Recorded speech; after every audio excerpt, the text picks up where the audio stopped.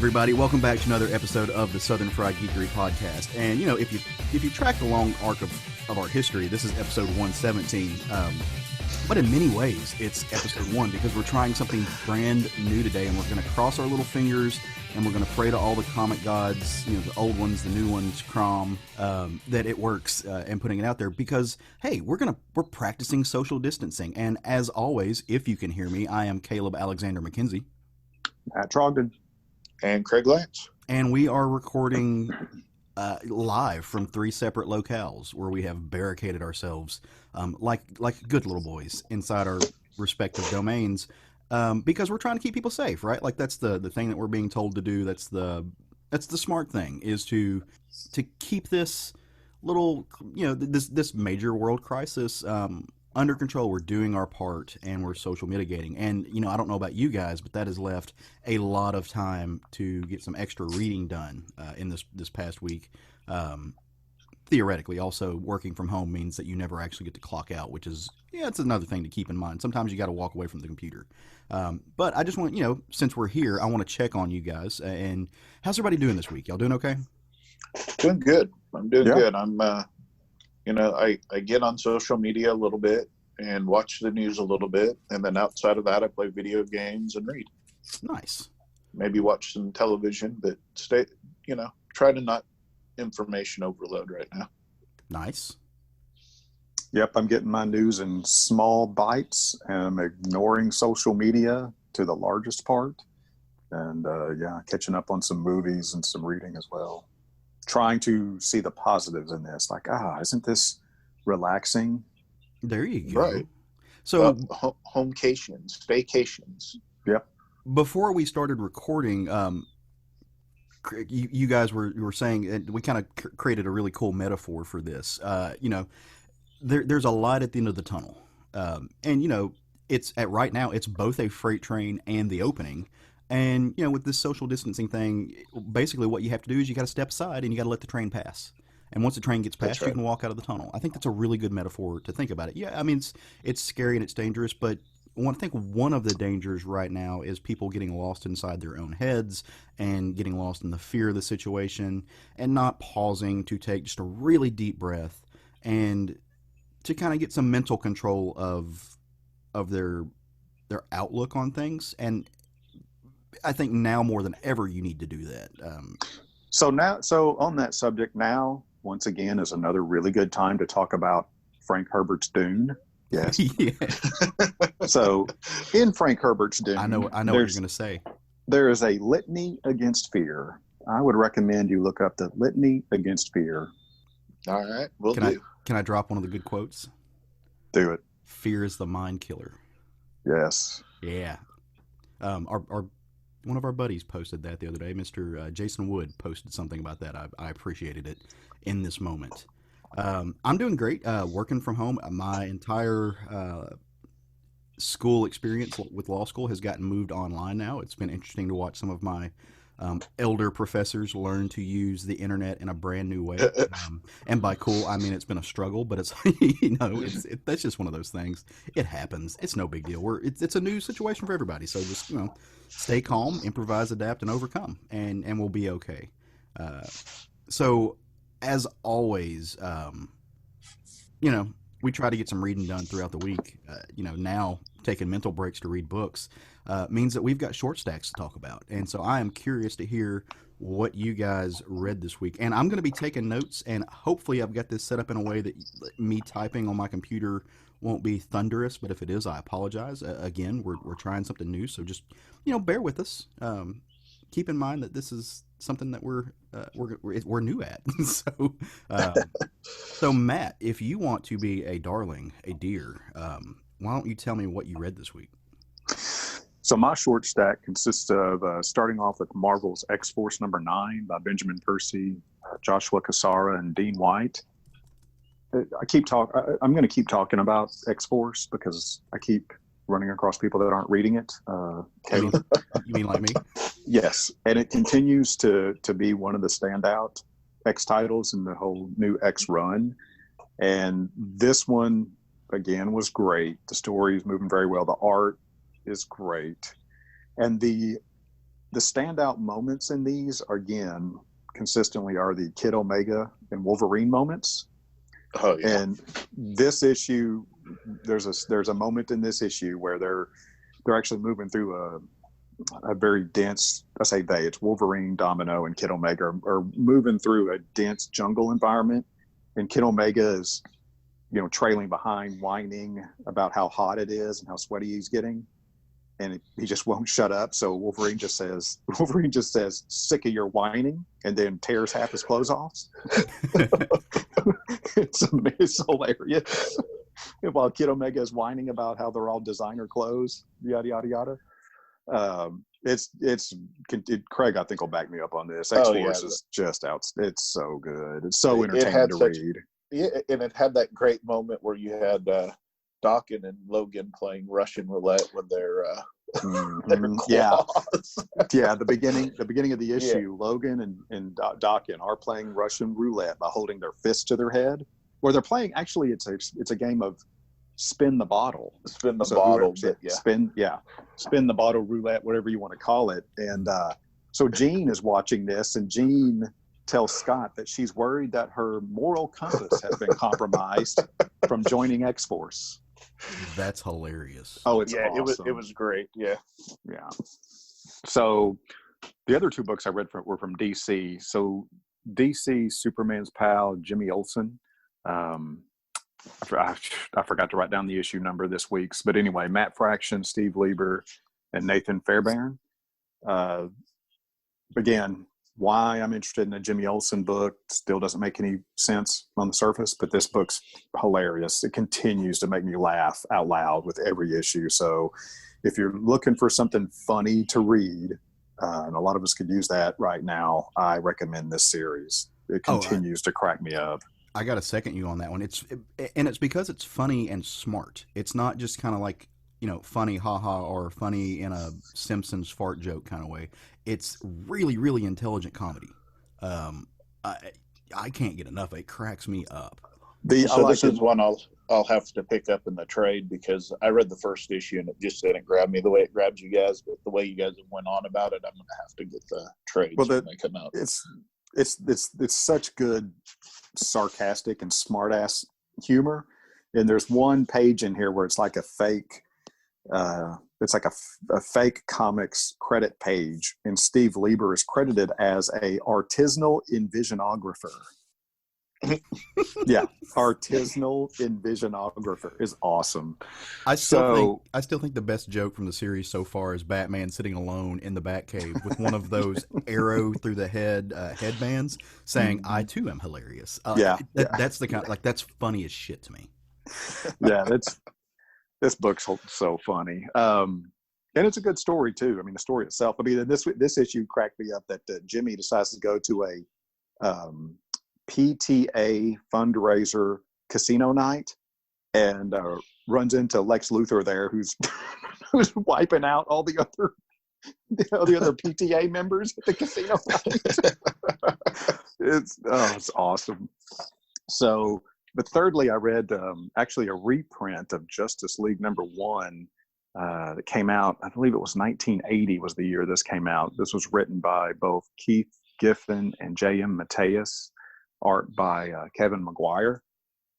This is one of those dollar reprints that I buy, and these are always like going back and reading. This was really funny. It's the new Justice League. Most notably, Guy Gardner was in it, being a total jerk.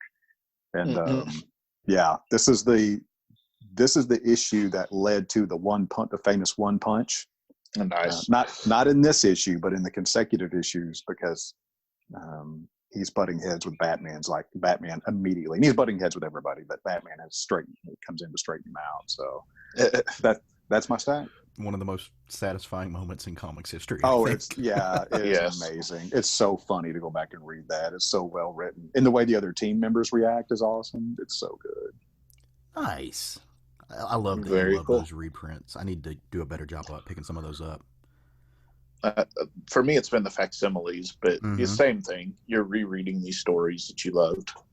Yeah, and you're not having to spend an arm and a leg on like finding the original copy. I mean, so I think last week Wonder Woman #1 came out or something in one of those reprints, or week before last, or in the several weeks past. I don't know. It came out at some point.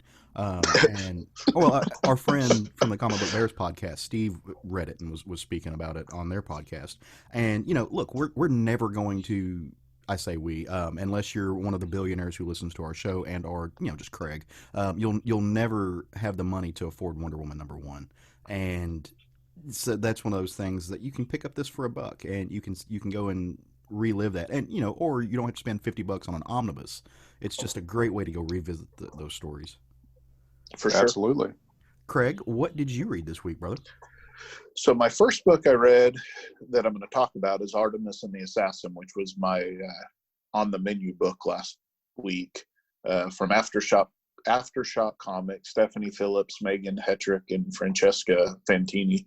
This book was as good as advertised. I really enjoyed it. It's a time-traveling assassin that is, of course, having some friction with the people that she works for, and is sent on a mission at the end of this that leads into the longer story. So really enjoyed that. Are we in a weird place where comics has actually figured out how to do time travel? Because with this, and because I read this as well, and it did phenomenal. Between this and The Man Who Fucked Up Time, there are two time travel books right now that are just incredibly well done. And I hate time travel.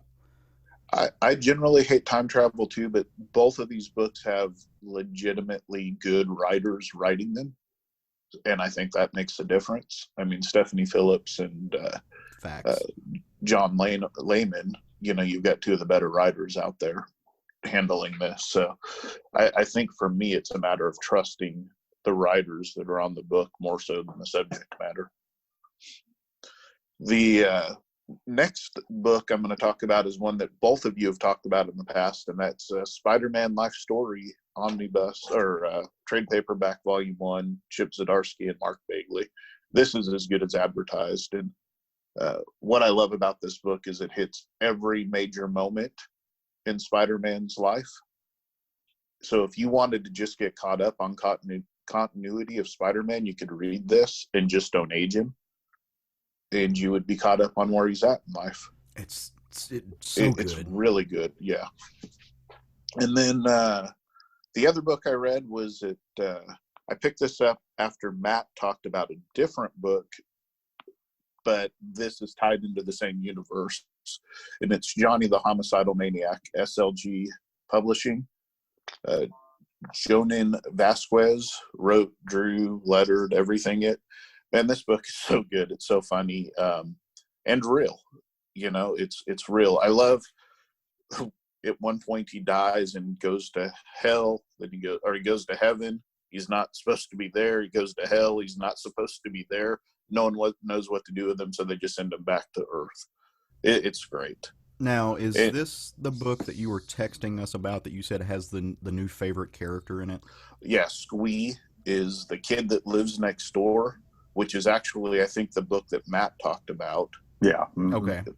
That led to this. But Squee lives next door to Johnny.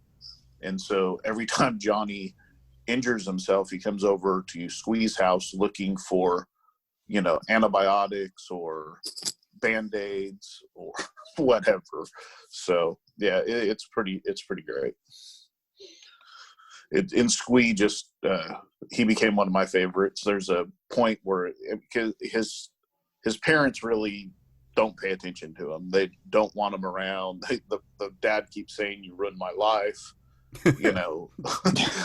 It's ridiculous. But they take him to a bookstore. I believe it's in the mall. Back when you had bookstores in the mall. Back when you had malls. Mm-hmm. Yeah. And the mom just kind of disappears, and he's standing there crying. And this guy, "Oh, I'll help you. Come with me." And you can tell this guy is a perv. He's gonna do bad stuff to Squee. Well, as it turns out, Johnny just happened to be there, and he takes care of the guy for Squee and saves him. It's pretty great. Yeah. I'm gonna have to check on those at some point. I haven't. It was a really fun read. There, it's for the type of book it is. and Matt, I think you would back me up on this. It's pretty dense, isn't it? Yes. Yeah. You look at it, you go, "This is going to be a light, easy read." It's not. It's very, very. It's like a goth social commentary. Yeah, and it's done so well. Yeah, the art's all black and white, but it's very compelling. The heavy ink type art, it's very compelling to look at. The next issue, the next series, Squee, that I talked about, goes much more into just straight up comedy. It's much more of just a straight up comedy book, and it's like, it is totally like side splitting. It's so funny. Yeah. So you use the phrase goth social commentary, and that's kind of how I would go back and describe Sandman in a way. How does it? How would you line it up against something like that? I mean, we're talking completely different. Similar, but with more humor. Okay. Then it's more cynical. Gotcha. More cynical than Sandman. Yeah, that's probably true. For instance, there's I think it's the second or maybe third story in the book, because this is a bunch of small, like 5-6 page stories put together, but it's sequential. So they take place in a timeline. But the second or third one is a pollster comes around asking everybody how they feel about the murders that are happening in town.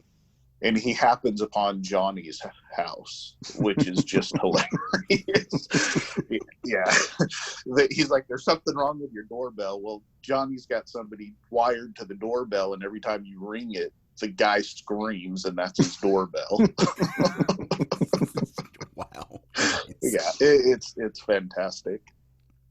Well, all right. Well, interestingly enough, I don't have anything older on my short stack, which is, you would think that I would, being that I've got lots of time in the house right now, and I probably will next week. Next week, I'm going to hit some older stories hard. But this week, I read it's actually the end of the first arc of a series that I've been completely in love with, and that is Family Tree.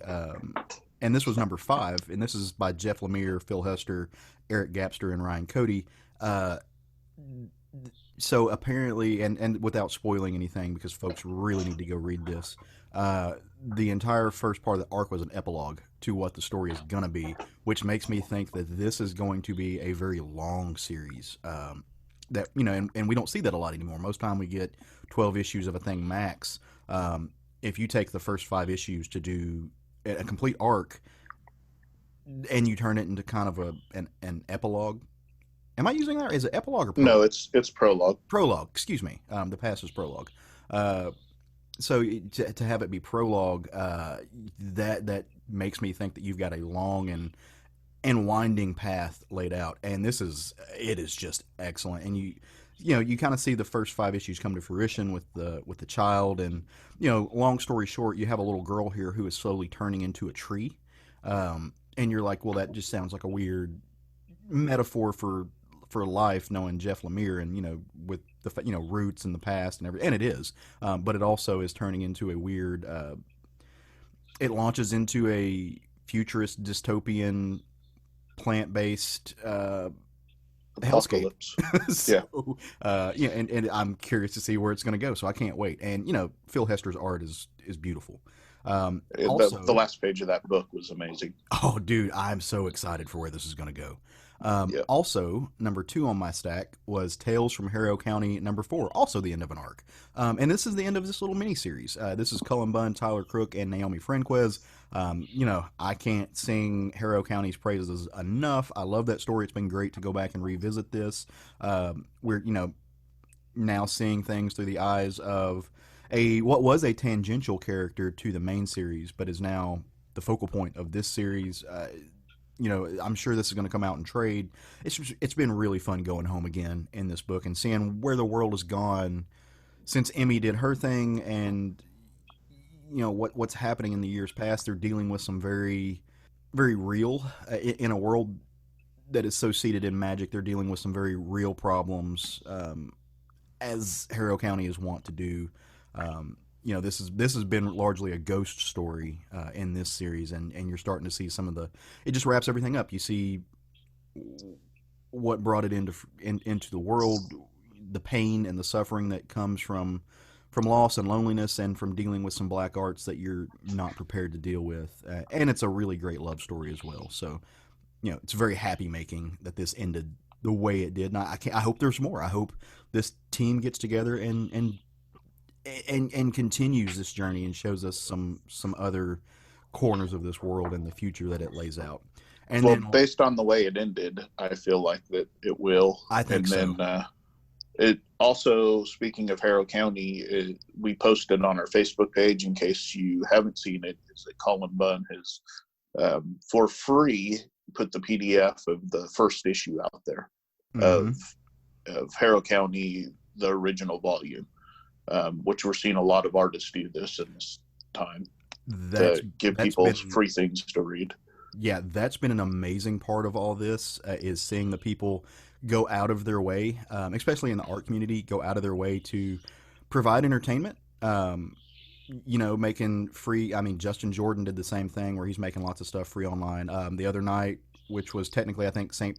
Patrick's Day, the Dropkick Murphys did a free concert and launched out to the world. I mean, just so many people are going out of their way to provide entertainment, hours and hours of entertainment, so we don't get bored. And that's, like I said on the last episode, I think we are in a time now that, look, if you got to be sequestered, if you got to be in isolation and social distanced, it's the best time in history to do it, because you've got the internet right at your fingertips. I mean, I'm talking to my boos, my two brothers, right here from the comfort of my own home in different spots. But it's great hearing your voices, and it's not so isolating anymore having this. For sure. And then a book that I almost wasn't going to talk about, but it was good, so I kind of wanted it on my short stack. DCeased, Unkillables #2 by Tom Taylor, Carl Mostert, Trevor Scott, Neil Edwards, and a guy who might have, I think he's challenging Johnny Christmas for the best name in comics. His name is Rex Locus. I think that's awesome. And he did the colors. And that is, so DCeased Unkillables follows Tom Taylor's DCeased run, which was a really good series. I almost didn't want to talk about this because it is a Contagion story, and right now Contagions are the last thing I want to think about. The anti-life equation is coming through our electronics, our television, our computer screens, which are everywhere. Like you can't avoid it. It's coming through the internet, and it's really fucked up the world. This follows some of the villains that are unkillable for the DC universe. Deathstroke is somehow immune. These other people who are out of the DC universe. I mean, the Crawler plays a really hilarious part in this, which has our brother Jerry up in Seattle just giddy because the Crawler didn't get nearly enough attention. Are you talking about the Creeper? Creeper, Crawler. Same thing. But no, it's been great seeing these, seeing what's happening in this, and our buddy Red Hood is taking kind of a frontline stage in this, along with Cassandra Cain. It's just been it's a great book. It's beautiful. It looks awesome. And it's not so much a Contagion story that it's going to depress you in times like these. Like, there's enough fighting and action, and is the bad guy going to be the bad guy, or is there going to be like a redemption thing here, and who can you trust? With served up with a side of Solomon Grundy, which is always nice in a DC book. So I've really dug it. Really, really dug it. Cool. Tom Taylor can write anything he wants to at this point. If he comes up with an idea and an editor passes on it, that guy needs to be punched in the stomach. Just to let Tom Taylor have his way. He's great. That's fantastic. Yeah, it was good stuff. Now, we all got together and read another book that we are going to break down in Roundtable. But before we get into these things, I want to reiterate, as I always do, I try to do this every episode, that there's going to be some spoilers in this, and we can't really talk about the merits of a book, not really, without spoiling some things plot-wise. So check the show notes, see where the time markers are. Obviously, we're going to tell you what books that we're speaking about. If you haven't read it, you want to hit the little pause button, or you want to skip ahead to the next book and maybe see what we think about it, and then come back and revisit it. We'd love you to do that. We don't want to spoil this for anybody, but short little Southern Fried Geekery spoiler warning right here, right now. You can't get mad at us because we warned you. It's just it's what we do. So now I normally am the one who does the breakdowns on these things, but I wanted Matt to do this because I think Matt loves this series. I think arguably the most of the three of us. I know Craig really likes it as well, but Matt is just he is about this book. So why don't you tell everybody, not yeah, and me, what we read this week and what you thought about it, Matt? Or we are talking about Image Comics Ascender by Jeff Lemire and Dustin Nguyen. Specifically, this is Ascender number 10. This is the end of an arc. Ascender is the continuation of the Descender series that Jeff Lemire and Dustin Nguyen had done.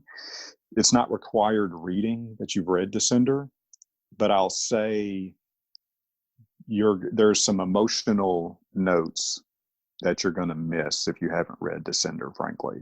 There's some moments that'll have much more emotional punch if you're familiar with the Descender story. The setting is a deep space civilization. This is, I guess you would call this a sci-fi fantasy series. So it's a deep space civilization made up of different galaxies inhabited by mages, humans, monsters, and robotics. Some of these robotics are actually AI. The ruling power in this story is a collection of mages led by an old sorceress referred to as Mother. The magical ruling class suppresses and controls the use of any sort of technology because the free use of technology is the biggest threat to the mages. Early in the series, the main character, Andy, is attacked by some minions of Mother, and he fights back with a hidden laser weapon that he has kept concealed. He's doing this to protect his daughter, Mila. This sets them on the run from Mother's acolytes because he's exposed himself as I guess you would say, a hoarder or carrier of weaponized technology. And again, that's the biggest threat to this ruling class of mages. So he and Mila are now on the run. In this issue, Andy has been captured, but Mila is still on the run with actually two smugglers. And one of the smugglers is named Telsa. Okay, it's hard to read this story and not read Tesla, but it's Telsa. So Telsa is basically like the captain of this smuggling outfit. She's actually from Andy's past, as told in the Descender series. So Andy's been captured. Mila's on the run with the two smugglers. There's a blood mage, what's called a blood mage, that is preparing to cast a spell using Andy as a conduit to track Mila's location. However, Andy manages to escape with the help of someone very important to him from his past, and I'm not gonna spoil who that person is. We may get into that later. During this time, while this is happening, Mila and the smugglers have gone to a distant planet to locate the smugglers' old ship. They're briefly attacked by a ghost, and one of them is nearly killed when the ghost is suddenly vacated. And the issue ends with the trio, Mila and the two smugglers, being greeted by someone whom says, "Hello, old friend. Hello, friends. You have arrived at last." And Telsa responds, I know you." And this character says, "Not really. We met once only in passing, but you do know my companion." And the last page of this issue, a character is revealed that's actually from Descender. And this character is probably my favorite character from the Descender series.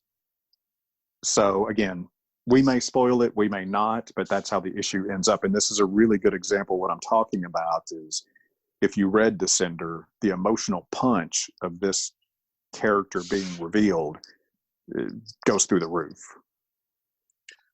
Yeah, great job, by the way. But yeah, so many great moments in this issue for me. Being a person that read Descender, I don't know if it has, like you said, the same punch, for instance, because I think Caleb's still behind on Descender. So, but there were two specific points in this book that I was like, oh my God, got punches. So. Yeah. What was funny about, so Descender was, I mean, and, correct me if I think I'm wrong on this, Craig, but it was pretty much straight up a sci-fi story. Yeah, it's a sci-fi war story. Yeah, and this is, and this basically Ascender exists in that same world, but the magicians that existed in this world are no longer suppressed by the domination of technology. The power. That's correct. Yes. Yeah, the power has shifted. So, but what was funny about Descender is that it made you care a whole bunch about robots. And right. the way Jeff Lemire wrote robots, all of a sudden you cared about the robots sometimes more than you did the actual, human or alien life forms in that story. It was amazing what he did with robots in Ascender. I say he, I shouldn't say he, I should say they, because the way Dustin Nguyen laid out the panels and illustrated the characters amplified Jeff Lemire's writing. Oh, for sure. Just through the roof. So Craig was 100% right. I read the first arc, the first trade paperback of Descender, and I only read the first issue of Ascender. So it's funnily enough, I've bookended this. I've read the first issue, and now I've read this final issue of this arc. And I do have to say that, we always talk about jumping on points and that are hard in these books that, like this, that are one long continuous arc that don't have the continuity aspects or, whatever of superhero books like from the big two. You get it might be Spider-Man number 33, but it's part 1 of 4 of this whatever arc. I've not been keeping up with this, and I had 0 issue jumping in to this issue. So you were right in the fact that there are some nuanced moments that I didn't get, but I know they're there, and I know it's a historical thing, and I need to go back and read them to find them. But this was not hard to decipher, and I think the key to that are the very, very human elements to this story. And if you think about the names and what you guys just said, how Descender was very much a space sci-fi war story that made you fall in love with the robots and kind of took you away from caring about the flesh and blood characters. Like you descend into a world where the machines are the importance. And I really do feel like this book is bringing you out of that. Like it's making you care about the more flesh and blood characters and creatures and the more human elements of the world that they built. And it's coming back to something that really is dipped and steeped in humanity, less than technology. So it's the reverse of the Planet of the Apes series, right? For us older people that watched the original Planet of the Apes movies. You start off with compassion for the humans, and by the time that, I think it was 5 or 6 movies of the Planet of the Apes, by the time it's done, your compassion is for the apes, the primates, that it's and this is the reverse of that, because really he humanized the robots in Descender, and now of course they're gone, or in Descender, and now in Ascender the humans are again where he's putting the focus. Yeah. And long dramatic pause. Well, I actually said something and realized I'd muted myself again. Little speed bumps, baby steps into figuring out how to do this online. I'm in love with Dustin Nguyen's art. I make no secret on this show or in real life that when it comes to comics, obviously I appreciate, all art on some levels and all styles of art. Each has their own merits and their own deficits. But when it comes to my personal taste and what just really excites me and makes me fall in love with what's on the page, watercolors are, that's my bread and butter. I love a comic that is that's fluid in the way that watercolor does. That it blurs the lines. It's not beholden to any type of rigid structure of being afraid that this is, this color is going to leak outside the line. And Dustin Nguyen plays with that. I think blurring the lines is a very important part of this story. Mm-hmm. You're blurring the lines between good and evil and right and wrong, and who's the good and who's the bad throughout all of Descender. And now into Ascender, it's much more clear, but so is the watercolors are more clear than they were in Descender. So, oh, really? Okay. In my opinion. Nice. Again, I haven't. I need to go back and read that series. I've yet to do that. It's on my list. It really is. I'm gonna check it out.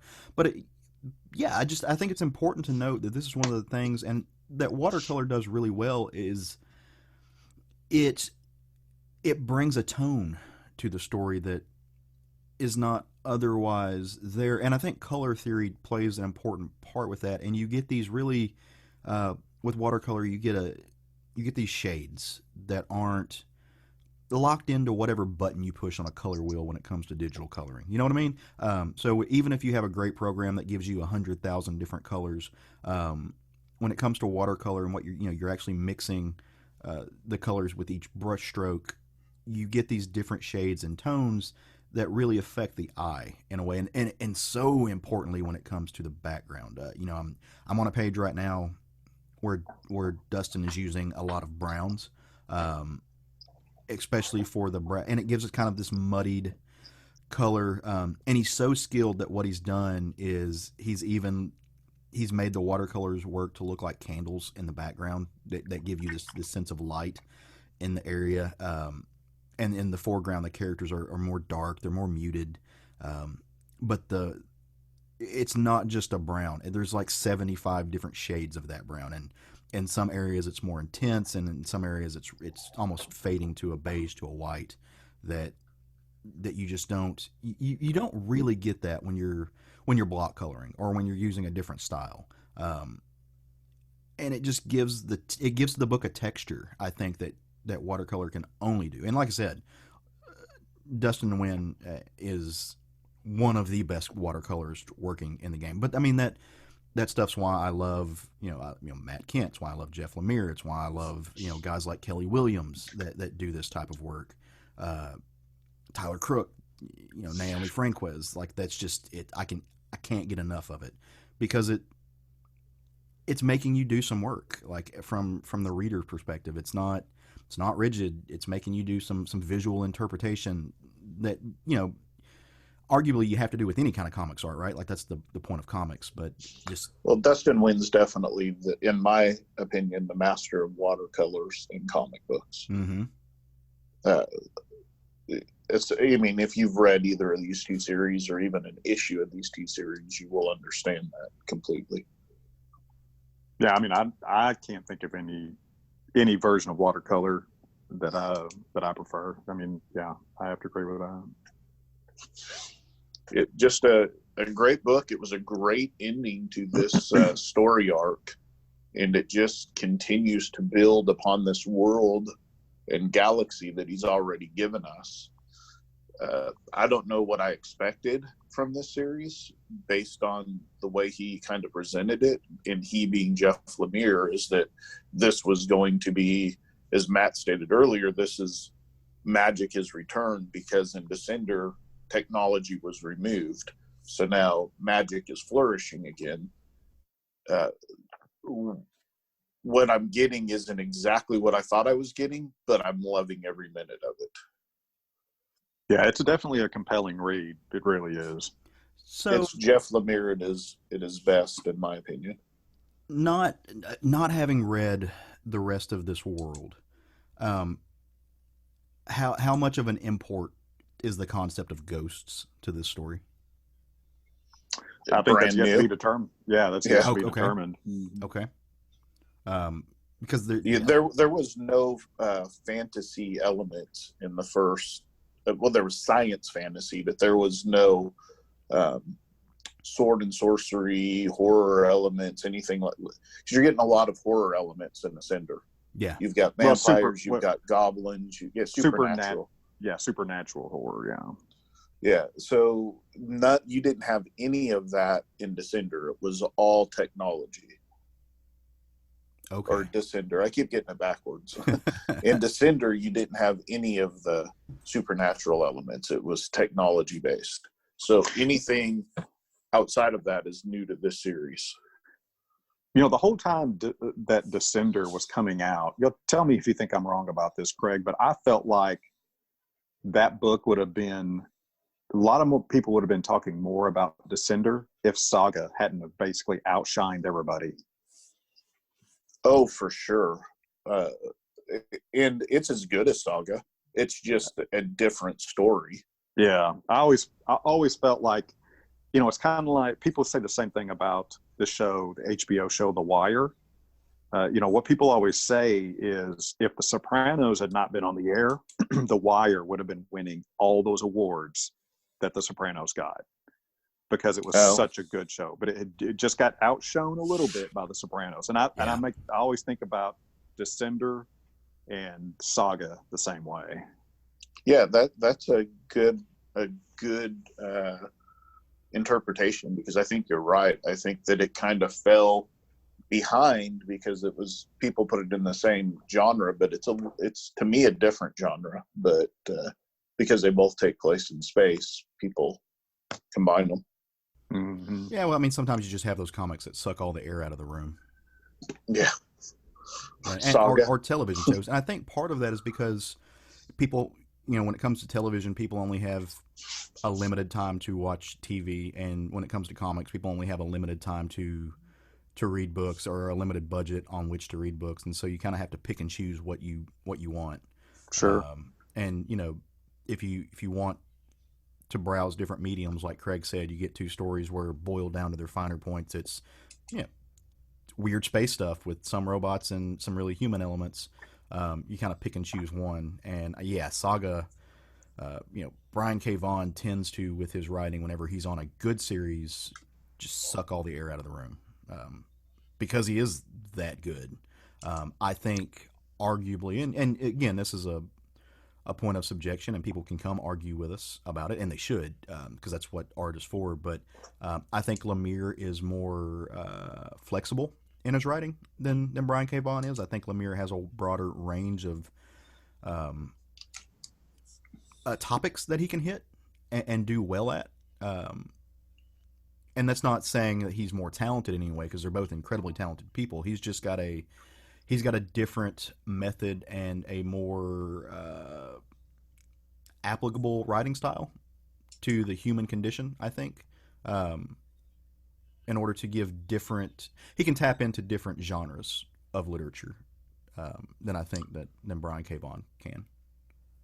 Well, they both do the human condition incredibly well.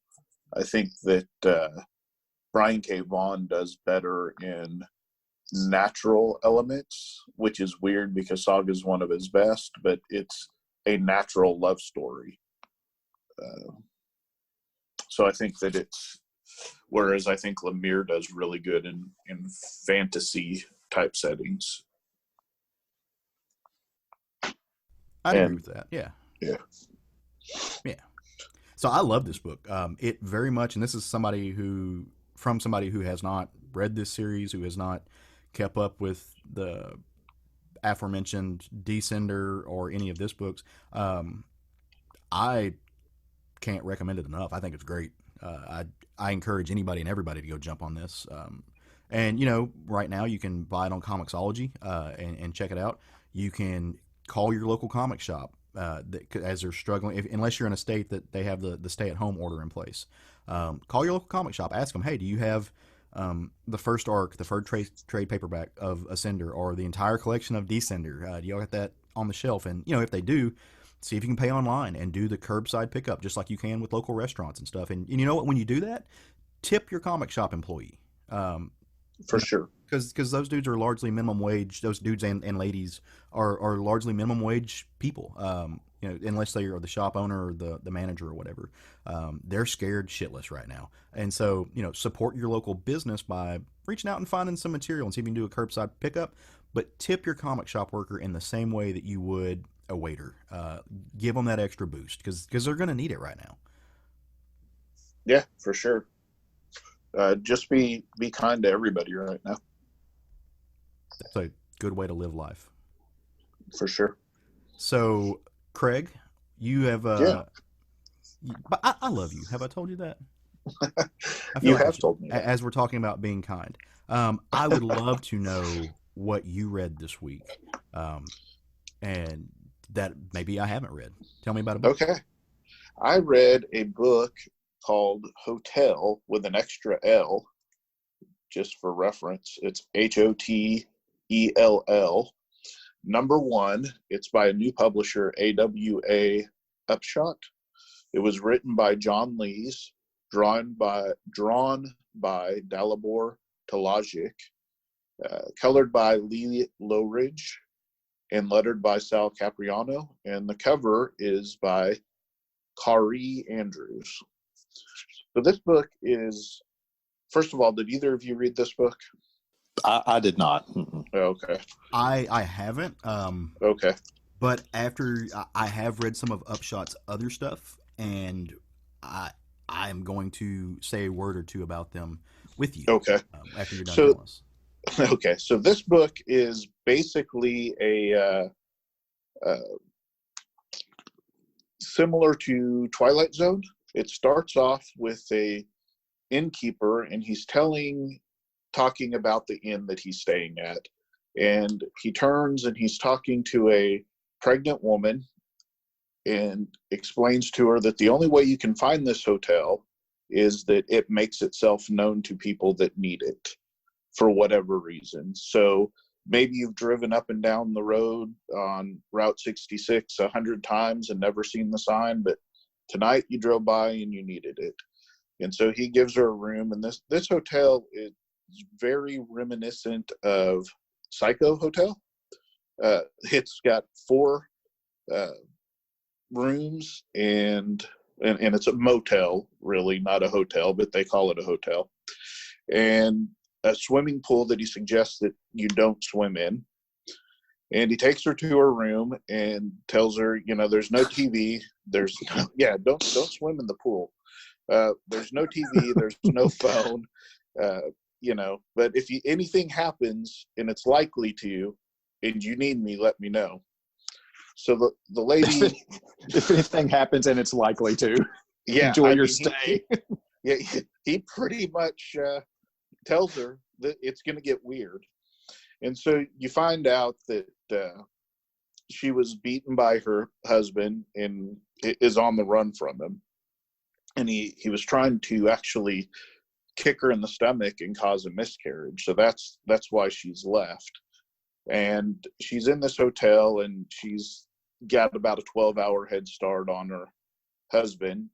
And she's going to take a nap because she's just exhausted. She lays down and she immediately goes to sleep.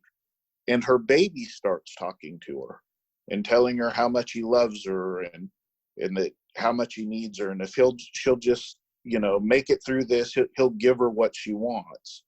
And so, they have this dialogue going back and forth about, well, she loves him too. And she wakes up the next morning and her breast is bleeding. And she assumes that she just scratched herself. So she gets out and starts looking around and runs into this other guy who happens to be married that's trying to hit on her. And she's like, I'm just going to get on the road. She goes in, she starts packing up, and all of a sudden she's just exhausted again. So she lays back down and goes back to sleep, and more dreams from the baby, and he's going to take care of her problems. And at the same time, her husband, who's out searching for her, is driving and his truck rolls, his vehicle rolls and wrecks, and he's all jacked up, and it comes back to her, and this baby's crawling on her while she's sleeping, and it's obviously not a human baby. She wakes up, her breast is bleeding again.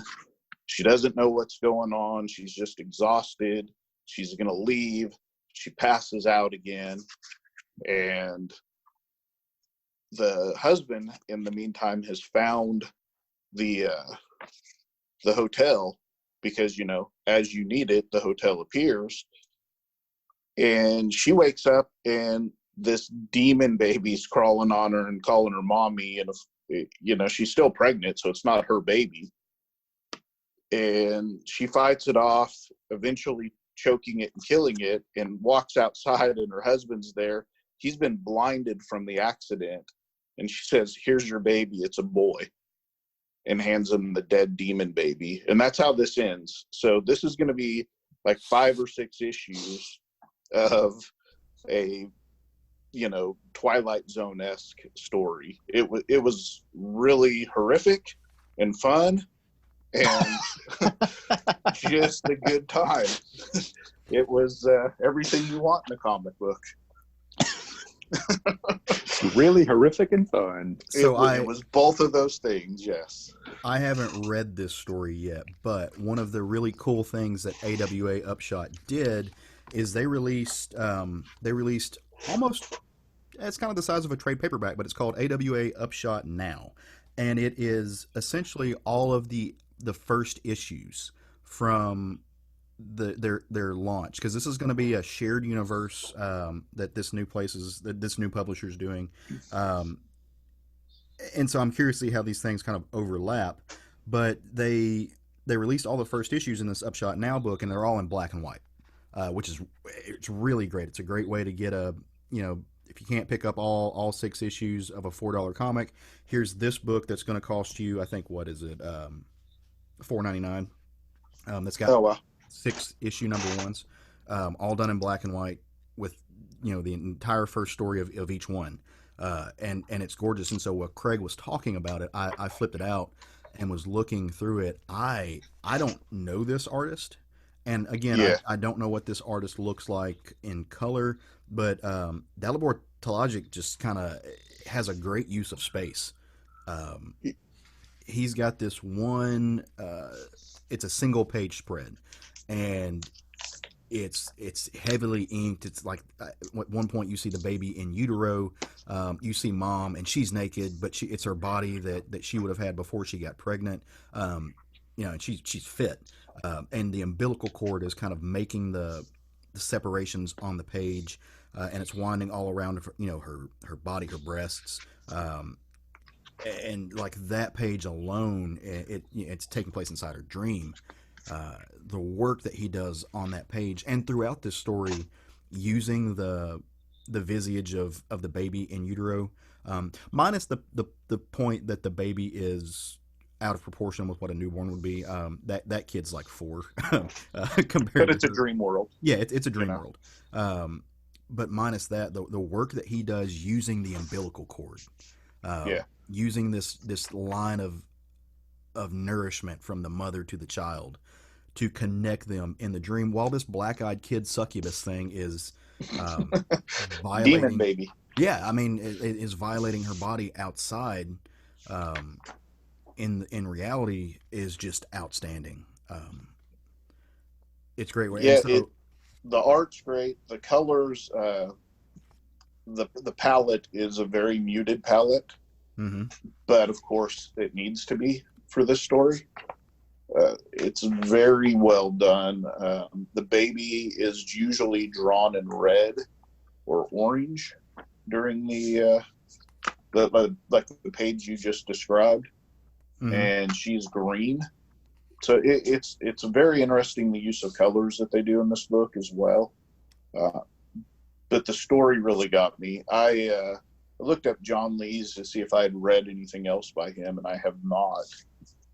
The biggest thing he's probably known for outside of this would be And Then Emily Was Gone, which you've probably seen at Free Comic Book Day a couple of times. Okay.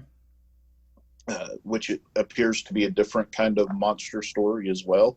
So I'm going to see if I can find that and read it based off of this story. Well, I talked about one of his books. I talked about Mountainhead on one of the shows. That's right. Oh, that's right. That's right. Yeah. So, the story's compelling. It's, like I said, it's very much from the very beginning with this innkeeper kind of giving a background of the hotel and how you get there and all of this. It just feels like a very, very good episode of a modern Twilight Zone, because obviously they weren't going to have a, in utero baby eating his mother. So right. in Twilight Zone. So well, they might now. They might now, but back in the day. So I feel like what is that show? Black Mirror is our new Twilight Zone. Yeah, very similar. Very similar to that. Same kind of feel.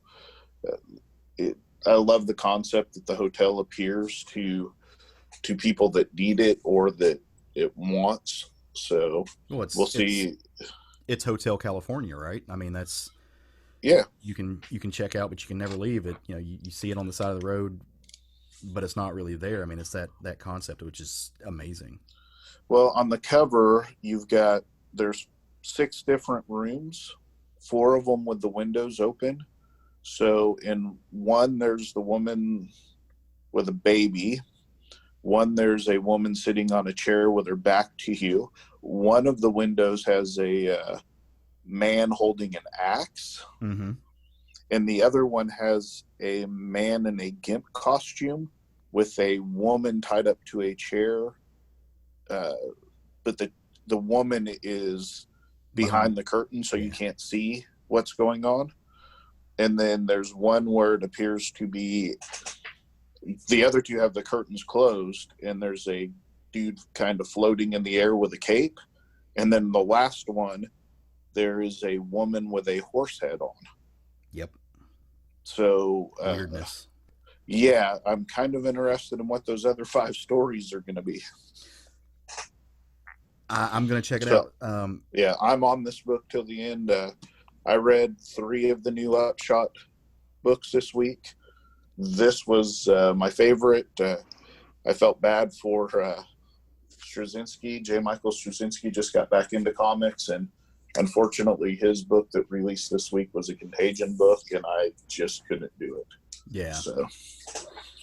So that book is called The Resistance, like you said. That one's actually got Straczynski on it, Deodato Jr.'s on it, Frank Martin's doing the color. So that's actually going to be, that's meant to be their powerhouse book. I mean, you look at that list of creators, that's a great list of creators. That was the one that's their flagship. 6 issues. And I flipped through it, and it was, what I looked at, and I read parts of it, seemed very, very good. Straczynski's a great writer. I just can't do Contagion right at the moment. Yeah, and that's fair. It just poor bad timing unintentionally on their part, because these things are planned months in advance. Mm-hmm. So, but yeah, unfortunate for sure. They've got another book called Archangel 8, which I have not read yet. It's by Michael Morrissey and C.P. Smith, with a guy named Snakebite Cortez, who might have the 3rd best name in comics. So the cover of that one's got this kind of a Punisher-looking SWAT dude, but he has wings. So we're going to see what that's about. The one I have read is called Red Border. Jason Starr, who I'm not familiar with his writing, but Will Conrad and Ivan Nunes on the art, which is a... Red Border was really good. I read that. I loved that. I enjoyed that. Yeah, it was really good. It wasn't what I thought it was going to be, and I'm glad it was what it was. And then it is turning into a, in my opinion, a Texas Chainsaw Massacre type situation is what we're about to have. And I don't know if your issue 1 had it, but the Upshot Now issue actually has a sneak peek look at number 2.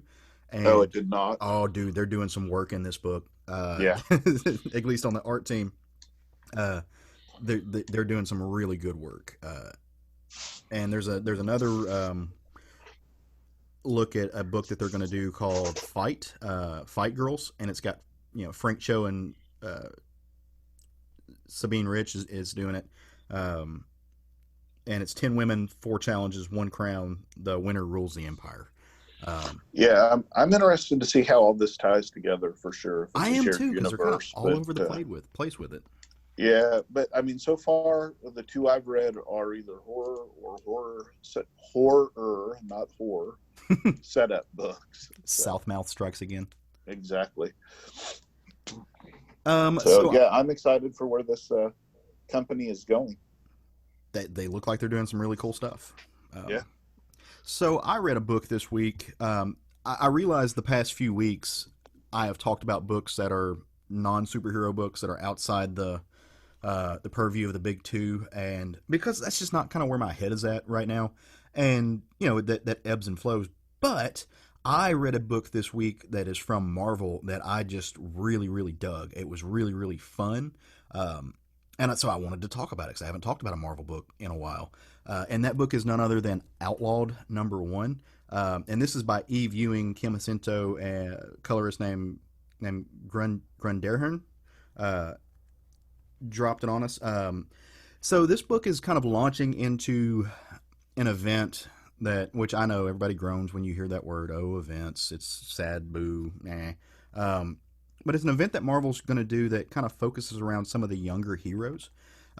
You guys remember how much I just really loved the Champions book, right? This plays heavy into that. All those same characters, and really showcases Eve Ewing's how much she's grown in writing comics. So what's happening in this world is it's a little bit, and purposely done so, it's a little bit like the impetus of Civil War. So you've got these congressional hearings going on, and these the congressmen and women are interviewing and taking the suppositions of all of these younger heroes. I mean, they've got Miles Morales, they've got Riri Williams, they've got the new Falcon up on the desk. They are talking to Natalia, the younger Wasp, but they're also interviewing some of the mainstream heroes to get their take on it. They've got Miss Captain Marvel standing up there. They've got Captain America delivering an amazing speech, saying, like, you're questioning these younger heroes now, but back in my day, I got drafted at 18 and sent to a war, and we gave up our freedom and we gave up our lives at such a young age. I don't see how that's any different now. He just this really moving speech. They try to talk to Vision, but Vision's not interested in talking to them because something has, at this point in time, something's happened with his daughter, and they're like, he just looks at the ground. He can't even lift up his head. And then last but certainly not least on the stand is our boy Nova, Sam Alexander. And, he's just about, so Sam's a hothead, right? Like, that's just kind of who he is. And he's about had it up to here, and I'm motioning over my head with these senators, and they're kind of scapegoating these younger heroes for this thing that's happened that they haven't really spoken about yet. We don't really know what's happened, but he's just like, so let me get this right. Kids are dying every day. They're dying because they can't get enough to eat. There's child hunger in America. They're going at 18 years old and dying in the desert based on wars that they didn't start from, these wars were started by lies from past administrations. That's neither here nor there. And they're dying from guns that get carried into schools every day, and drugs that are flooding the communities, and all these things that corporations sell and sell and sell, and the world is on fire, and you're kind of okay. You haven't taken any action on any of that. You've sat with your thumbs in your pockets on all that stuff, but we do one thing, we have one mishap, and now you want to make it illegal for us to be heroes. Is that what you're actually telling me? Like, get out of here with your fake fucking concern. If Miss Marvel were here, Kamala Khan, she wouldn't be having this, which of course begs the question, where's Miss Marvel? And it's a really moving speech, and he's 100% right. But of course, this tie-wearing snazzy congressman has an answer. He's like, oh, we understand your frustration. We wish we could talk to her too. But right now we can't. But don't mistake our concern for being fake. It's very real because people got hurt. And then the book jumps back to several days ago, and you kind of get the understanding of what happened. So the champions are kind of watching this high school because there's a guest speaker coming, and this guest speaker, her name's Alana Kabai. New character, never really seen her before. I don't think we'll probably ever really see her again, other than maybe in this arc.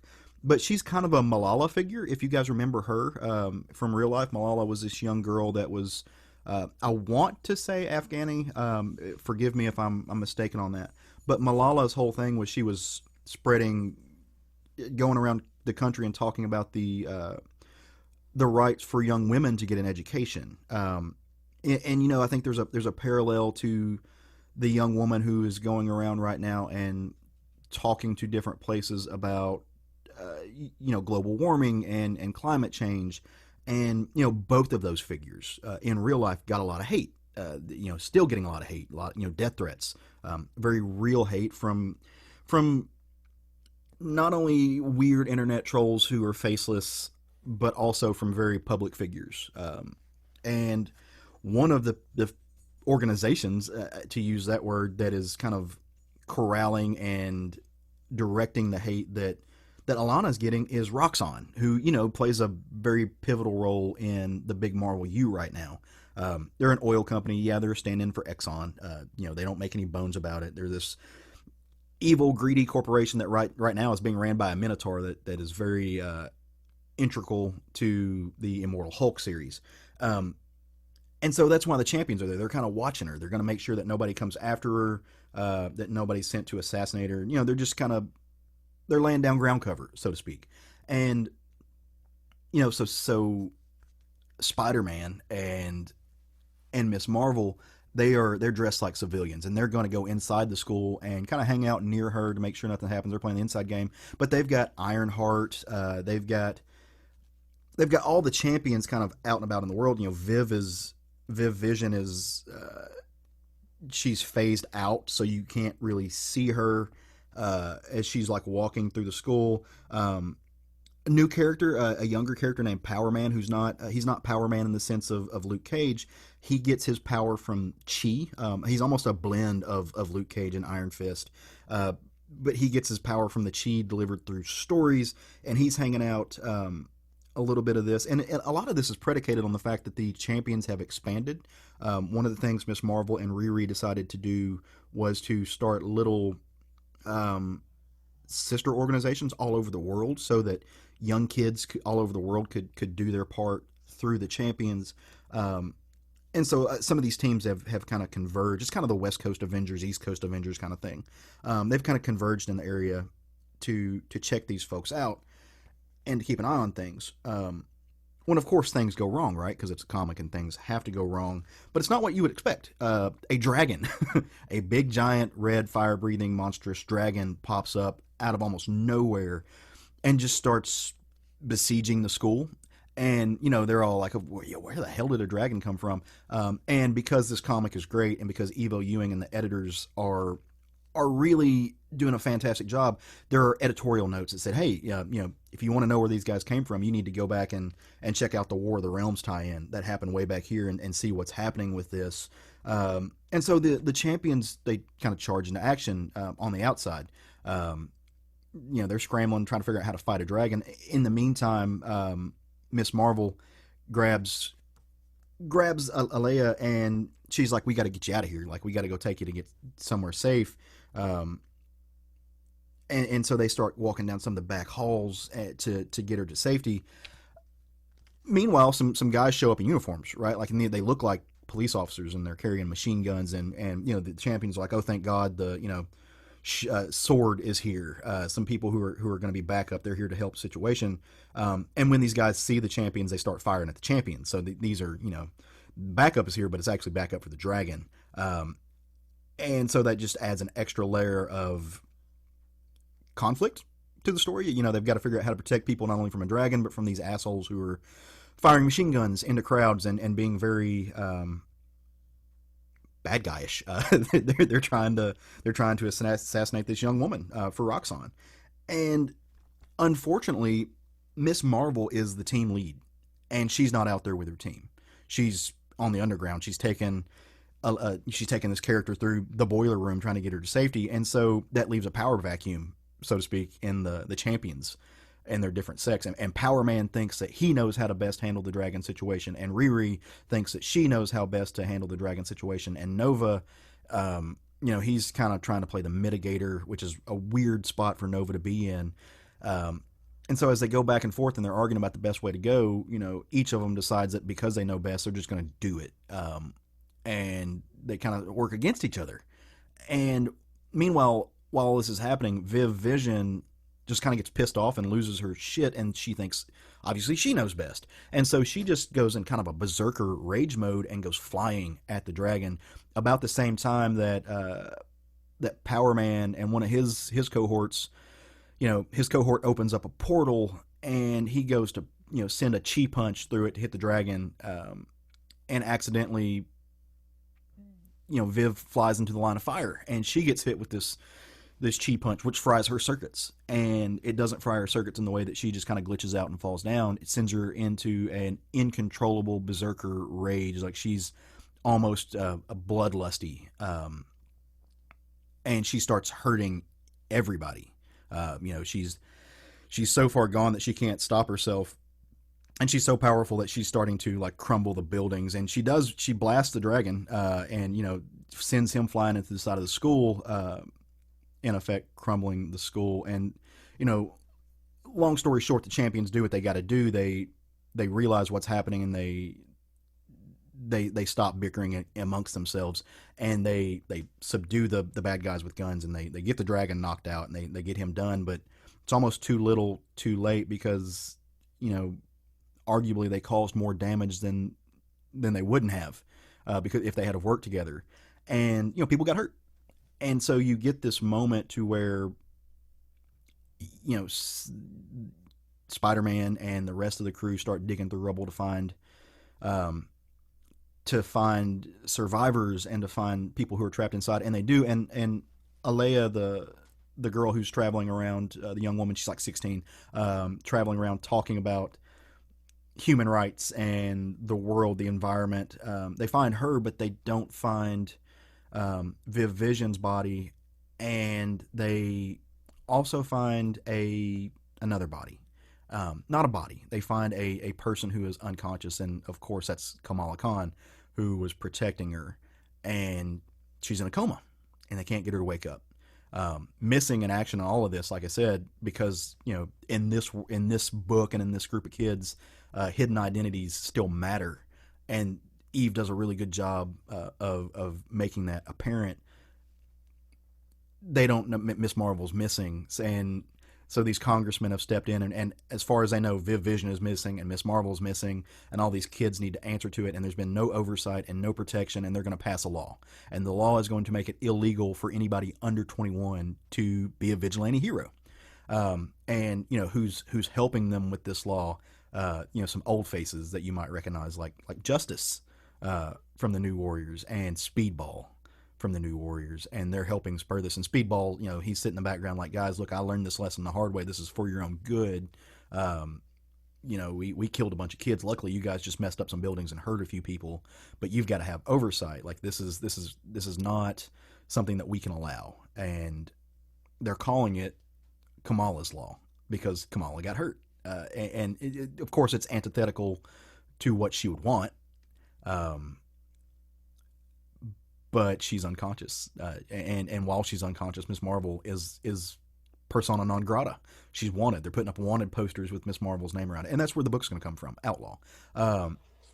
The art in this is dynamic as hell. It's that style that they're using almost a manga influence to it, with the elongation of some of the bodies, the action scenes.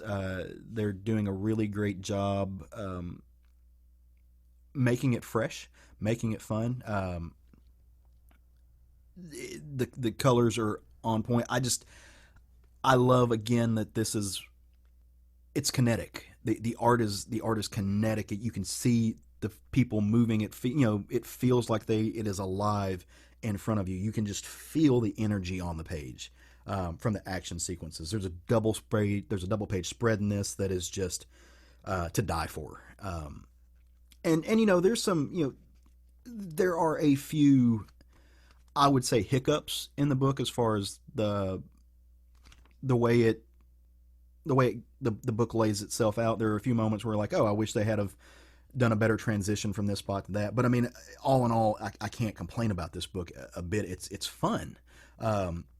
And so another book that's tied into this outlaw thing is the new Warriors book, and it made some news this week, and not for the best ways, because it's got two new characters that are arguably misused. And if you want more about that, you can dive into the internet about it. I don't want to really talk about it because it's not worth talking about, I don't think. But I'm really excited about where this is going to happen, where this is going to go. And what's going to happen is it's going to lead into another Champions book. Champions #1 is coming out tied into this Outlaws thing. Kim Asento is just can do no wrong.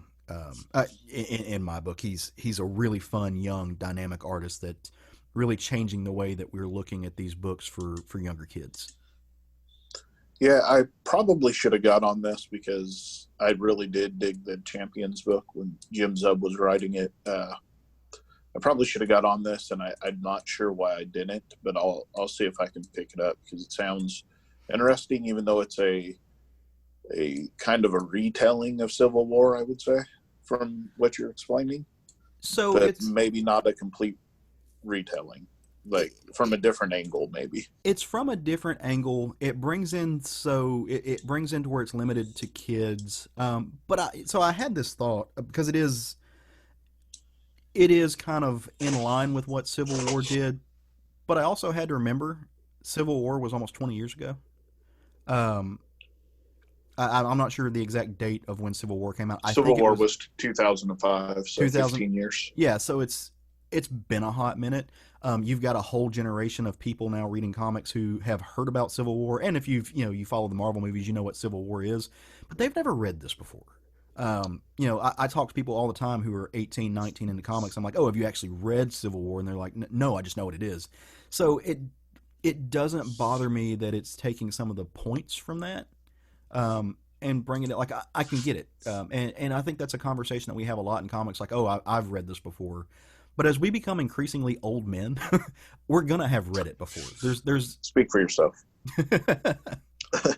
Well, as I become an embittered. Yeah, I'm totally playing. Yeah, I'm just getting younger by age. So, yeah, I mean, I'm not opposed to the fact that it's a story that's been similarly told in the past. It's what they do with it after the setup that makes it compelling. And just because the setup is similar to Civil War doesn't mean it's the same story. No, for sure. And totally it's different because it does have that young feel. Right. So yeah, it'll definitely be interesting to see where it goes. And like I said, I'm gonna make sure I pick it up this week from Kapow, local comic book store. Nice. Yeah. Because I did not get it for whatever reason. I'm not interested in the New Warriors book, but I am interested in this. I'm not either. If the New Warriors book was actually the New Warriors, I might be. And also, if the New Warriors book hadn't have been, I said I wasn't going to talk about it, but I will say this. Dear straight people, you can write about queer people. There's no problem with writing about queer people. And I say this as a gay man. When you do that, go find a queer friend, go find a gay friend or a trans friend or somebody and have them read your stuff to make sure you're not actually being an asshole. Because I think that New Warriors book was put out with really good intentions, but it made the people look like assholes. So, yeah, I mean, I don't know. I haven't followed any of it, but it didn't seem compelling to me at all. So regardless of any of the politics or any of that behind it, I'm going to, but I am interested in this book that you're talking about. So I think that the characters they're using in Champions and the characters in this story are better in a team book than they were solo. Yeah. So I'm definitely interested in picking it up. Not quite sure how I missed it, to be honest with you. Because there's 1,000 books coming out. Well, there's that. So, and we've only got so much time and so many resources with which to get books. So, absolutely. That's also why we do this show, which makes so that we can share with each other. Because sharing is caring. That's what they say. Speaking of sharing and caring, Matt, I care, and I would like you to share. Are you there? Did we lose Matt? Caleb? Can you hear me? There you are.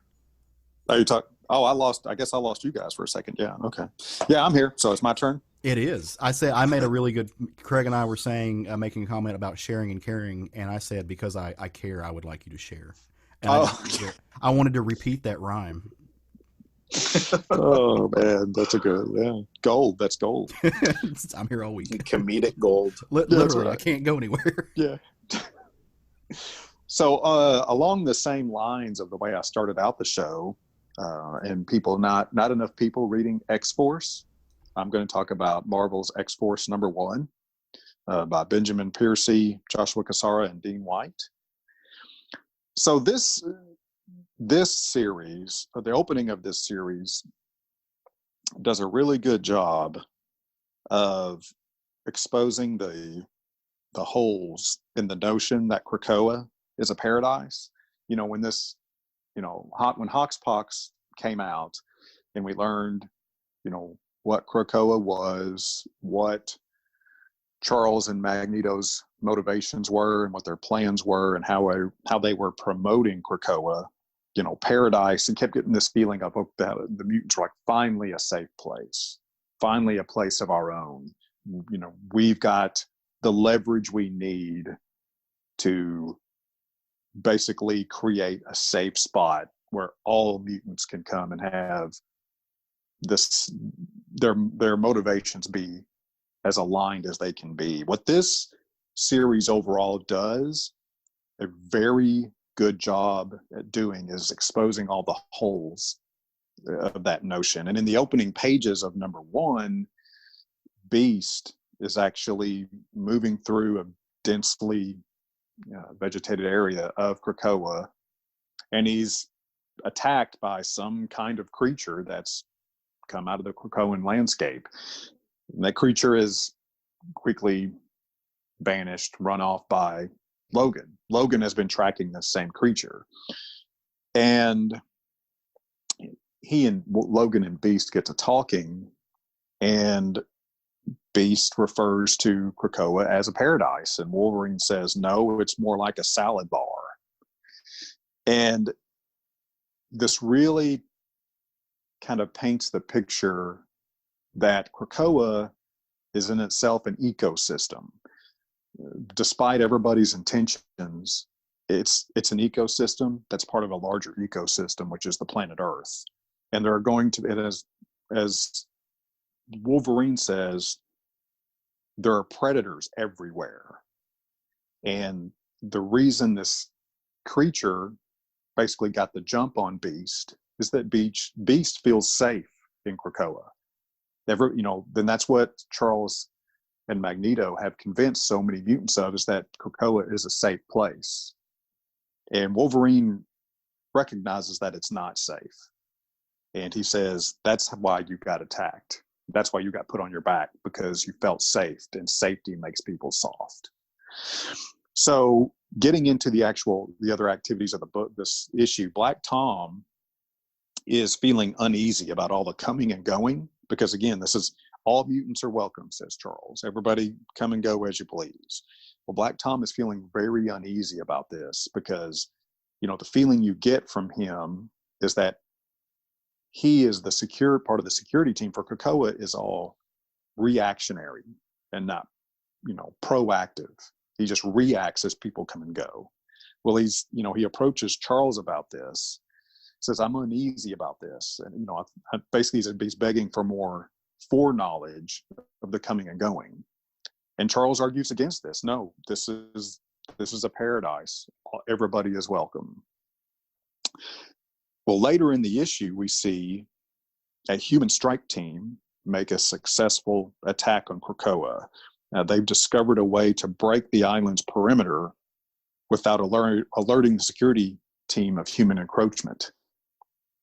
And the human strike team moves quick enough to successfully hit their target, which is Charles Xavier. And this is obviously a suicide mission. They're coming in with no exit strategy whatsoever. And, by the end of the issue, the dangers that exist in welcoming all mutants to Krakoa are made very clear. Anti-mutant humans are determined in a dedicated enemy, and that kind of enemy will always work to find a way to attack its target. And Krakoa is a nation, and a nation must always be vigilant against attack. And it's also, again, it's an ecosystem that's part of a larger ecosystem, which is planet Earth. And within an ecosystem are predators. So, the overall, of course, the storytelling, the text itself done by Benjamin Percy is done very well. He's great at putting a story together and capturing the individual character motivations, what I feel accurately. I mean, every character feels just totally on point when he writes. There's, the compelling reasons to read the story. Of course, it is an X-Force story, so there's a lot of violence. And the way that the art team, Joshua Cassara and Dean White, so first of all, Cassara's art style is very asymmetrical. It's very asymmetrical, and Dean White's coloring has got a very unique look to it. I don't even know how to explain it. It almost comes across as like chalk. I don't know. I don't know how. I don't really know how to explain it. But his color style has a very unique look to it. It's got a lot of comedy in it. There's, again, I've talked about it before, but there's the banter between Wolverine and Kid Omega is laugh out loud funny. It's issue 2 or 3 where they're having the conversation about Wolverine's supposed password. Is amazing. There's really smart plotting, compelling storytelling. It's fast paced. And so if you're going to pick up, a lot of people are just reading the main X series, but if I can recommend any, and there's a lot of them out there in this whole new X universe, I recommend this one because what it does, I feel like what it adds to the overall X universe right now is exposing the weaknesses in Charles and Magneto's plan. And those weaknesses are, we can be attacked and we're in a lot of danger. Yeah, I'll second that. This is a great additional story to X-Men. If you're just going to read a couple of them, this one, X-Force and X-Men are the two to be on, in my opinion. The weaknesses that exist, what's illustrated in this series, it gives the things that happen in the regular X title more gravity to me because of what's happening in X-Force. Oh yeah, I agree with that. Yeah, this is one that I regret not picking up or jumping on. There have been some of them that I've looked at and I'm like, oh yeah, like I'm not missing a whole lot, or I'm fine not reading that. This has been the one that I weekly have to struggle with not just like going and buying all the past issues, and I may do that over the next couple weeks and catch up because this really seems like it's the type of book that I would, number one, really like at any given time, but I think it gives a lot of context from what you're saying to some of the smaller moments in the main X-Men book that don't necessarily need explanation to make that series make sense, but it brings a lot of texture, and I think that there are some plot points in there that would enrich that story had I been privy to them, which I'm sure on some level is true for all the books, right? I mean, that's why they're being written, but I think this one in particular is one that I should have been reading from the start. Yeah, I mean, I'm reading all of them, and this one adds more to the main X line than any of the others, in my opinion. I mean, by far and away adds more. Yeah, I agree. And again, any book that has Kid Omega and Wolverine in it together, you just need to be reading it because they are great together. Oh yeah, it's hilarious. So yeah, good choice, man. I've got to check that out. Everybody get out there and read that book. Do it. It's good for you. Do it now. Dude, Craig has spoken. Well, guys, we about ready to kind of lean into what's coming out this next week? Yes. Yeah. All right. So Wednesdays in the comic world, as I'm sure most of you know if you're listening to this show, is New Comic Book Day. Right now we are in a little bit of a time of crisis, so call your comic shops if that's how you get your books, and ask them if they're going to be open for New Comic Book Day, and make sure that they're cool with you coming in. Maybe they've got a curbside service set up. I know Kapow, which is all of our local comic shop, is working on getting a curbside service set up for customers. That way you stay safe, you can drive by and you can get your books. They can take your payment over the phone, which I think is awesome that they are making that possible. I'm really excited to see that adaptation taking place. And so each week we like to give you an idea of a book that we're going to be picking up this next week, or at least a book that we're interested in. We have no idea if they are good, bad, or otherwise, somewhere in between. But we think they look cool, and the synopsis of them at least sound great. And so it's hard not to get excited about it, that's the whole point of comics, right? You want to be excited about. So a lot of times I pick a number one for this because, new series coming out. Let's see where it's going. Check into it. This week I'm actually going to be talking about a number two that I think you should pick up. And if you can find the first copy of it, you needs to do it. I know we spoke about it a little bit on the show before, but it is a book that took me by surprise, really just kind of grabbed me by the throat and made me happy I took a risk. And that book is none other than Cimmerian Queen of the Black Coast #2. This book is written by Jean David Morvan, Pierre Allery, and Sung Han Yoon. That's your creative team on this book. It takes Robert E. Howard's famous Cimmerian book and continues what they're calling an uncensored adventure, which I think uncensored is just kind of a hype word there. It doesn't necessarily feel uncensored. They show a little bit of nudity, but not a lot of nudity. It's just hyper violent. Maybe more so than a regular Conan book would be, or more so than what Marvel could do with a Conan book. So this book says, discover the true Conan, unrestrained, violent, and sexual. Read the story as he intended. Conan joins up with Balit to brutally pillage and sail the poisonous river Zarkiba, encountering ancient ruins, lost treasure, and winged vicious monstrosities. Bonus material, the original Robert E. Howard story, is included. And I know we all really love this book. It is just a solid retelling. So, I mean, honestly, you've read the story before. The art is the reason to dive into this book. But also, if you haven't read the story, it's really well adapted.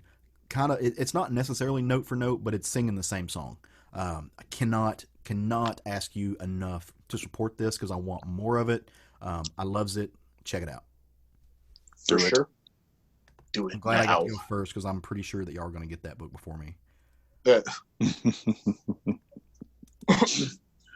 I'm going to pick a book here that I'm pretty sure Matt is not going to pick. So, my book is Super Duck #1 by Archie Comics by Frank Thierry, Ryan Jampol, and Ian Flynn.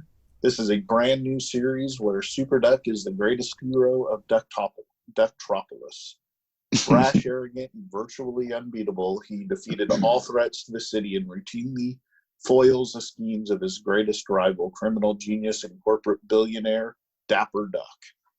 So that's what I'm after this week. You said Thierry's on that book? Yeah. Oh, hell, I might have to get that. That's interesting, yeah. Well, that's what Archie's been doing lately, is getting bigger name people on their books, so... Archie's kind of been on fire the past few years. Yeah, I'm interested in this one. So I have to say that it is pretty impressive how Archie Comics has kept themselves relevant for so long. They've kind of, I mean, I got to say, that's an impressive feat that I don't really think people give enough props to. Absolutely not. 100%. Oh, for sure. And reinventing themselves to make themselves relevant again. Yeah. It's hats off to them, I have to say. So what? I was going to say, just really good thinking outside of the box, because also they're one of the best, putting out some of the best horror work right now. Which Archie Comics, who would have thought? Yeah. So what I'm looking forward to is from IDW, Judge Dredd, False Witness #1. This is by Brandon M. Easton, and oh boy, I'm going to screw this name up. I'm just going to say Kai Zama. That's probably wrong. Sorry. So it's kind of funny. I was just talking the other day how I wish IDW would do another Judge Dredd series. So I'm glad they were listening to me. This one. So the synopsis is that the Justice Academy dropout, someone named Matthias Lincoln, has built a comfortable life working as a courier for Mega City 1's most elite citizens, but after he uncovers a horrific conspiracy stretching from the cursed earth to the city's seats of power, Matthias also finds himself pursued by legendary lawman Judge Dredd. And this creative team actually is an award-winning creative team. The writer is Glyph is a Glyph winner and has been Eisner nominated. And the artist as well has been recognized. So this is apparently a pretty big deal for a creative team. I'm not familiar with either one of them, but I'm looking forward to another Judge Dredd book. That's for sure. I want to say, unsurprisingly, they're 2000 AD guys. So we don't get a lot. I mean, we get 2000 AD over here, but we don't get a lot of the European comics over here. But they're big names in Europe. Yeah, nice. So I'm really looking forward to this one. I love a good Judge Dredd book. Speaking of Judge Dredd, Matt, I don't think I told you this. I had a Judge Dredd moment this past week. Tell. All right, so we're sitting there. So our dear friend Wendy runs a podcast called Double Page Spread, and she sells her T-shirts. She's got these little double page spread T-shirts that have these little figures on them that are, some heroes and people that but they're drawn in like the Scotty Young quote unquote little LIL style. And so I've got one that's got Judge Dredd, but it's a little Dreddy, like he's little cute little pop looking guy, drawn by Tom Kelly, great artist. And so I'm wearing that shirt around the house, and Roger's like, "What is that? What is that?" And so I'm like, "Oh, it's based off of Judge Dredd." And he's like, "I've heard of Judge Dredd. What's Judge Dredd?" So my husband is asking me to explain Judge Dredd to him, and I did, and it was glorious. And we decided to sit down and watch the movie Dredd, which is the newest one that deserves a sequel. And so we watched that, and then I got to show him some Carlos Izquierdo art, who is my favorite Judge Dredd artist of all time. I love that man. I'm sad he's gone. But I just got to say, in 2020, a gay couple sitting down to watch Judge Dredd is peak gay rights. That's the society that we deserve to live in. And yeah, it was just really exciting because he wasn't familiar with it, and I got to explain it, and took such an interest in what I was saying that we had to sit down and watch that movie, and he really enjoyed it. So yeah, that's a great movie. That's man. Awesome. It's wholesome, the new one is heartwarming, great. Just moment in life. So, and where if you are listening to this and you have got those own little moments of your own, where you can come tell us about it while you're doing the right thing and you're sequestering yourself from the outside world. You can come on to our Facebook page, which is Southern Fried Geekery Podcast on Facebook. You answer just a little question, and they're easy questions. It's not like, here's an equation you got to figure out. It's, do you like a comic? Do you listen to the show? And I forget if there's another one or something, but something dumb. Just to make sure you're not a robot or a troll, or coming in to ask us to smuggle money in for your small nation. Those kind of things. And you can on our Facebook group, and you can tell us about those experiences, and you can tell us about how you're doing, and you can talk, and you can get some social interaction from your fingertips, right, using the internet. Talk about what books you're reading, talk about what shows you're watching, talk about what games you're playing, just kind of whatever. If you have something cool you want to say to us, maybe you want to show us a picture or something from a book you're reading, you can tag us not only on Facebook, we also have Instagram and Twitter in these times of internet connectivity. We're at SFG Podcast on both of those. Maybe you've got something a little bit longer. Maybe you've got a question. Maybe we've mistakenly made an assertion that you have taken umbrage with, and you want to just line us out. Maybe you heard Craig earlier say that he's just getting younger, and you want to reinforce that with facts because it is a scientific truth. Lay it all out. You can send us an email at southernfriedgeekery@gmail.com, and we would love to hear from you, man. That's one of the. There's a lot of reasons we do the podcast, mainly because we like to hear ourselves talk and shoot the shit with one another. But we love the connection with other comics fans, with other pop culture fans, and we would love to hear what you guys think, and we'd love to at least digitally meet you in any of those places. So hit us up, let us know what you're doing, let us know what you're loving, let us know you're okay in times where we're worried about different things like people's ability to maintain being alone in a room and stuff like that. Maybe being locked away, and maybe this is legitimately scary time has got you kind of feeling down. Maybe it's feeling depressed, and you need some of that human interaction that we've been talking about.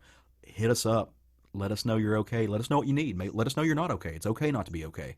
And we'll do our best to mitigate those things and make you feel like you're not so isolated. You're not so alone, because you're not, because we're right here, and we're always going to be. So with that all being said, please stay healthy. Take care of yourself. Wash your fucking hands, because it's what you should do. And go forth and love some comics. Woo!